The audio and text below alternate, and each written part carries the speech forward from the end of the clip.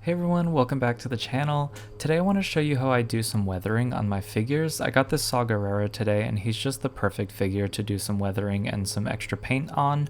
I want this to be really approachable, so if you've never painted before, this is the video for you. It's going to be really simple.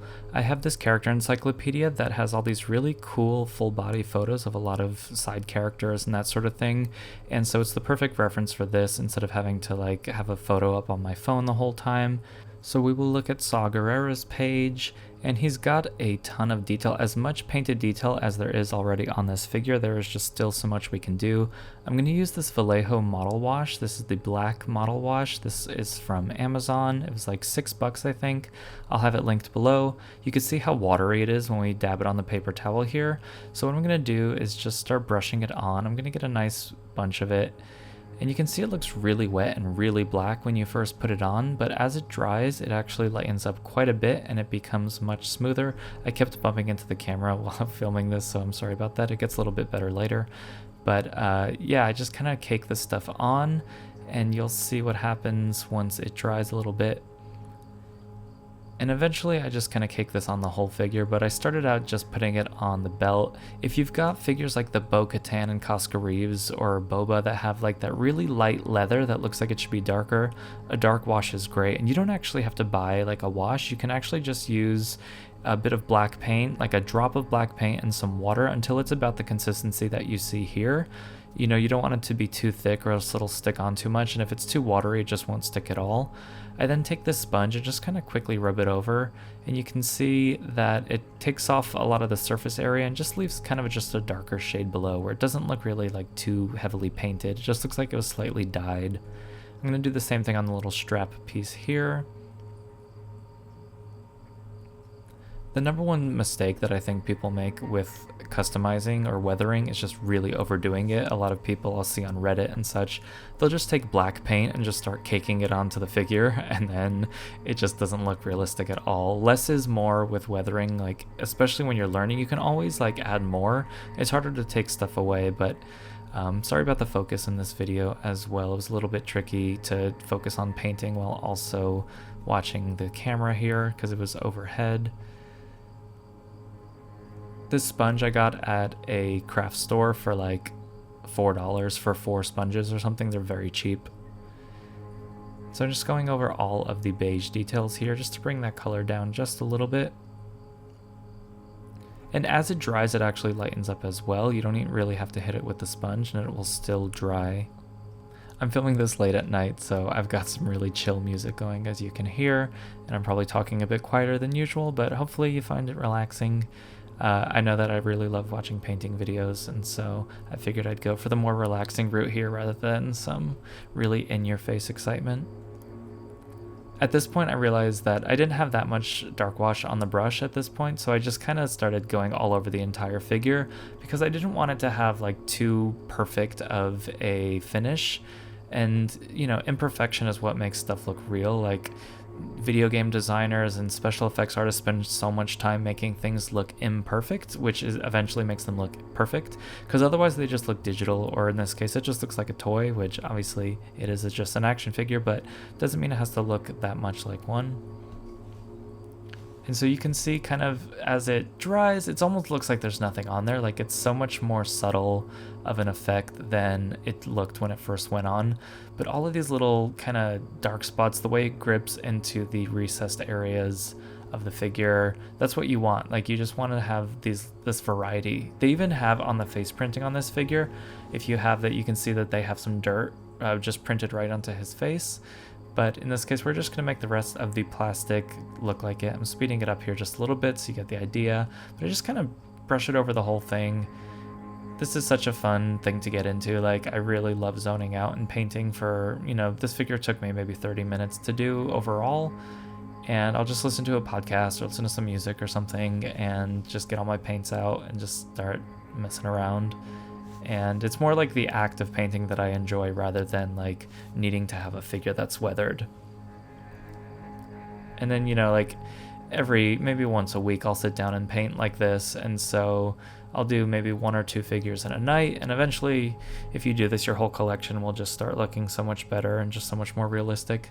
So here I kind of caked on a little bit too much of the wash, so I just took some clean water and dipped my brush in it and then went over it and then took the sponge, and you can see it's like there's almost nothing left. Like, it's easy to panic when you see all of that black paint on the figure or on something, but look how much of it comes off. It's pretty easy to take off, especially, the more watery it is, the easier it'll come off. So I recommend starting with like a little bit more of a watered down paint mix at first, because you could always go back. So I'm looking at all the little details here, like all the little bits of metal and just the different colors that we're seeing there.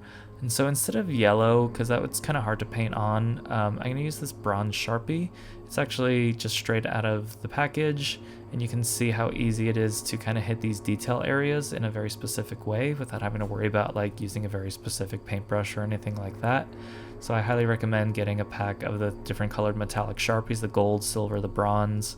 I actually was about to use the silver, but I decided to go with some silver paint instead. This is also from Vallejo, and just this tiny brush. If you walk into a craft store, you can literally buy these brushes for a couple dollars each and just get a couple different sizes. I'm just going over the details here. They are kind of like beveled a little bit, so the brush catches onto the detail areas rather than the stuff underneath, so it's actually a lot easier than it looks. And then we're going to do some dry brushing, which is basically using the brush with barely any paint on it and just kind of going over areas here. You could see how it's not doing the same kind of like heavy paint. Do you see how it picked up on this buckle really easily here? That's kind of what dry brushing does. It just picks up the beveled areas. I don't know if that's the right word, but it just makes everything look so realistically metallic. And so I'm getting almost all of the paint off the brush here. This is why it's called dry brushing, because there's no wet paint on the brush. And as we go over these areas, you can see it really just catches those raised areas, especially little metallic areas like this. It just makes it look so good. Like when you get figures from Hot Toys, or even Hasbro did it with their Figure and Dan instruments, and you can see that they just look like worn metal. This is how they do it. It's just a really, really simple process. When I figured this out, or like when I learned this process, I was so blown away because it's just so simple. And like, doing this on Trooper armor or like Boba Fett's armor or anything you want to make look metallic, like those Clone Trooper guns that just come in black, take a little bit of metal paint, get almost all of it off the brush, and then just run it along the gun. Just see how I'm using the side of the brush here to catch the edges. It's just gonna wake that stuff up so much and just make it look so realistic. You can see how like the texture of his armor now doesn't even look like plastic anymore. Like it looks like a little metal die-cast figure at this point. And now I'm taking the paint straight on the brush, back to wet brushing. I don't think it's called that, but and just kind of going over any areas that look like they could use some, like anything that looks just a little bit plain. I'm gonna just put some on there. And we're super zoomed in here, so even my little imperfections are going to be exaggerated, but when you zoom out, it looks so much better, like when you're just looking at the figure on your shelf.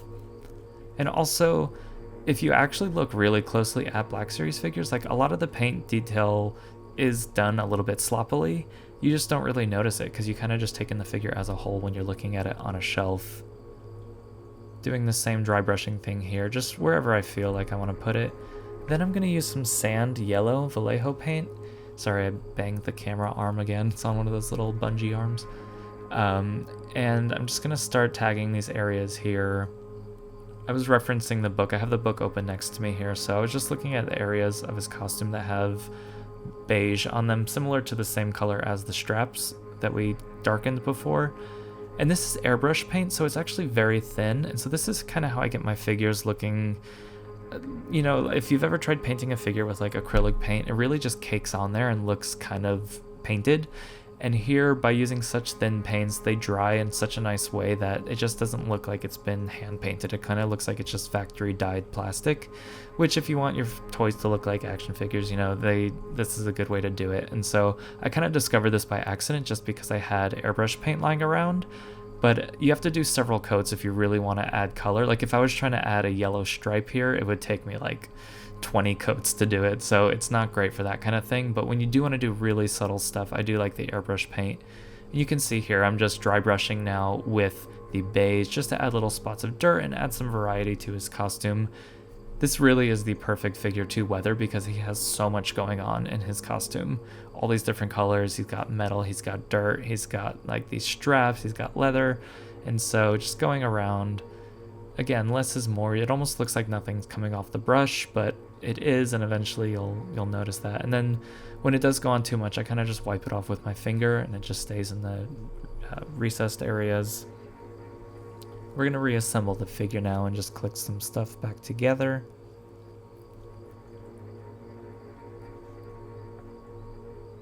It's looking pretty good. And we'll do a little comparison at the end as well so you can see the before and after, but I'm pretty happy with how this is looking. It really brings out a lot of the texture, a lot of the sculpt, and like the texture on his pants and that sort of thing. And so now this is what it looked like before, just pretty much dyed plastic. All of the blue is the same color. There's only just a couple colors going on here. And now here's our finished figure. It just looks a lot more lifelike. There's just a lot more going on. And you can see how so much of the detail that we painted on kind of disappeared. Like it just gets so much softer and blends in. So here's the before and after. You can see how like the color on the right is a little bit lighter as well. It just feels, or it's a little bit more muted, just feels more Star Warsy than that blue, the like Power Rangers blue. But you get the idea here. I'm really happy with how these turned out. So if you guys enjoyed this video, please leave a like, please subscribe if you haven't already. I've got some channel memberships if you want to see my videos early. And let me know if you enjoyed this. I'll do more customizing and weathering videos in the future if you did. And I will see you all next time.